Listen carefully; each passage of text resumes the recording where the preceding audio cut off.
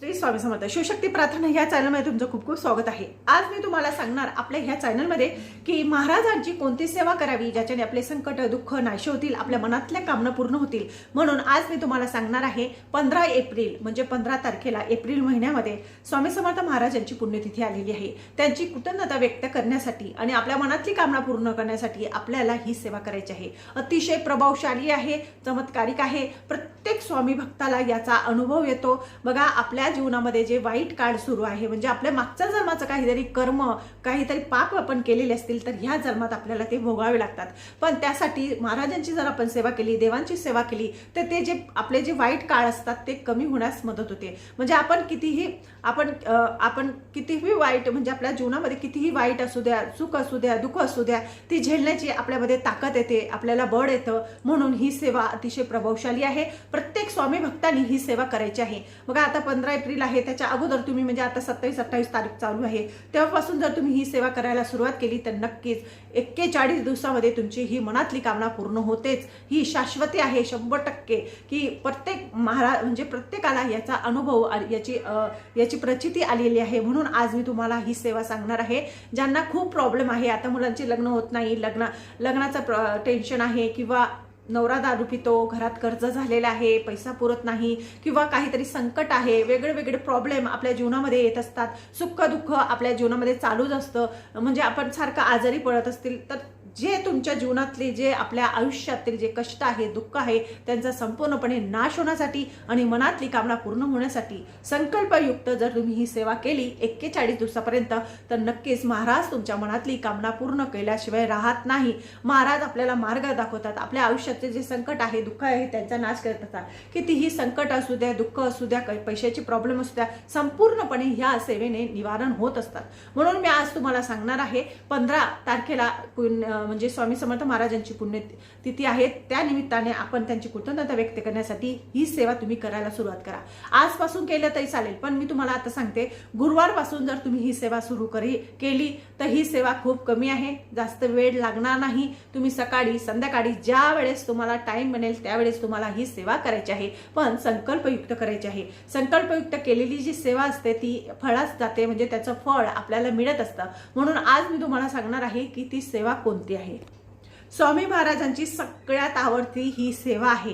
बघा, आता तुम्ही सेवा करण्यासाठी मी तुम्हाला सांगते, तुम्ही स्वामी समर्थ महाराजांच्या मंदिरात किंवा आपल्या घरच्या मंदिरामध्ये संकल्प करायचा की मी अशा कामनासाठी मला काहीतरी प्रॉब्लेम आहे, फायनान्शियल प्रॉब्लेम आहे, पैशांची प्रॉब्लेम आहे, किंवा कर्ज झालेलं आहे, किंवा मुलांचं लग्न होत नाही, जे तुमचे काही प्रॉब्लेम असतील ते तुम्ही त्या ठिकाणी बोलायचे आहे। महाराजांसमोर देवांसमोर नमस्कार करायचा आहे, मुजरा करायचा आहे आणि महाराजांना सांगायचं आहे संकल्पयुक्त मी ही सेवा करणार आहे, तर माझ्या मनातली जी कामना आहे ती 41 दिवसाचा अगोदर पूर्ण व्हावी, ही माझी कामना आहे, ती माझी पूर्ण व्हावी। म्हणून आज मी तुम्हाला सांगणार की ती सेवा कशा पद्धतीने करायची आहे। आता सेवा करण्यासाठी तुम्ही गुरुवारीच करा, कारण की गुरुवार हा आपला गुरूंचा वार असतो। म्हणून गुरुवारपासून तुम्हाला ही सेवा सुरू करायची आहे।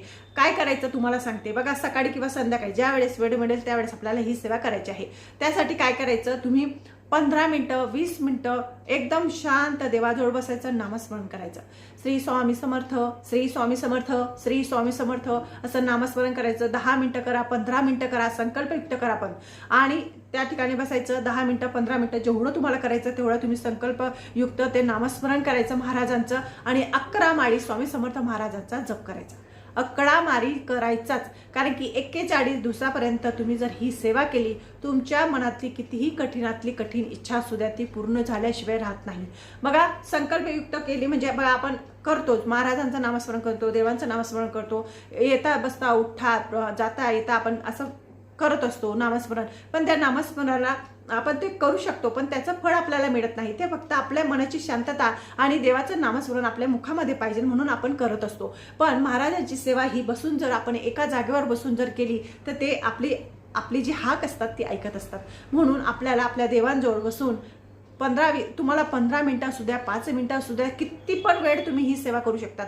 10 मिनिटं असू द्या, महाराजांजवळ बसायचं, 10, 15, 20 मिनिटं आपल्याला श्री स्वामी समर्थ, श्री स्वामी समर्थाचा जप करायचा आहे. 11 माळी स्वामी समर्थ महाराजांचा जप करायचा आहे. ही 41 दिवसापर्यंत तुम्ही ही सेवा करून बघा, अनुभव आल्याशिवाय राहणार नाही.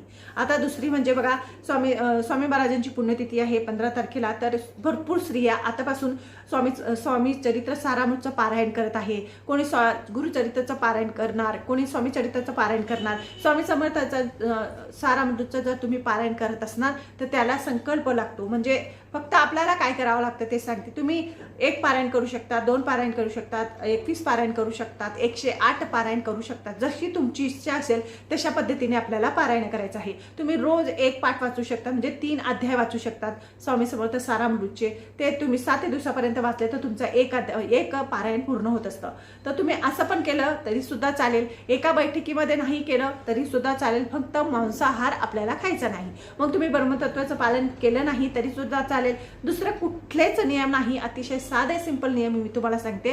संकल्पयुक्त जर तुम्ही स्वामी समर्थ सारामृत करत असणार तर नक्कीच करा आणि तुम्हाला जेवढं नामस्मरण करता येईल तेवढं करा. आणि ही 41 दिवसाची जी मी तुम्हाला आता सेवा सांगितलेली आहे ती करून बघा, अनुभव घेऊन बघा. खूप छान अनुभव येत असतो. महाराजांचा तारक मंत्र सुद्धा तेवढाच प्रभावशाली आहे. तारक मंत्राचं जर पाणी आपण पिलं तर आपल्या जीवनातील दुःख आहे, आजार आहे, संपूर्णपणे नाहीसे होत असतात. म्हणून ही सेवा भी जर तुम्ही केली तरी सुद्धा चालेल. जे तुम्हाला जमेल महाराजांचं ती सेवा तुम्हाला फक्त देवाजवळ बसून आपलं मन, आपली जी आत्मा आहे ती शांत चित्ते, म्हणजे एकाग्रता आपल्याला व्हायला पाहिजे ज्या वेळेस आपण ही प्रार्थना करत असतो महाराजांची. तर तुम्ही देवाजवळ बसून एकदम शांत मना चित्ताने असं बसायचं आहे. तुम्ही कधी पण बसू शकता. तुम्हाला वेळेचं बंधन नाही. फक्त 12 ते 12:30 मध्ये तुम्हाला ही सेवा करायची नाही. तुम्ही त्याच्या अगोदर सकाळी, संध्याकाळी करू शकतात किंवा संध्याकाळी 7, 7:30 लक्ष्मीचा टाइम देवपूजा झाल्यानंतर सुद्धा करू शकतात. त्याला काही जास्त टाइम लागत नाही. स्वामी समर्थांचे 11 माळ जप करायचा आहे आणि 5-10 मिनिटं तुम्हाला नामस्मरण करायचं आहे. बस ही 41 दिवसापर्यंत ही सेवा करून बघा, अनुभव घेऊन बघा. आणि माझं चॅनल तुम्हाला आवडत असेल तर लाईक करा, सबस्क्राईब करा. श्री स्वामी समर्थ.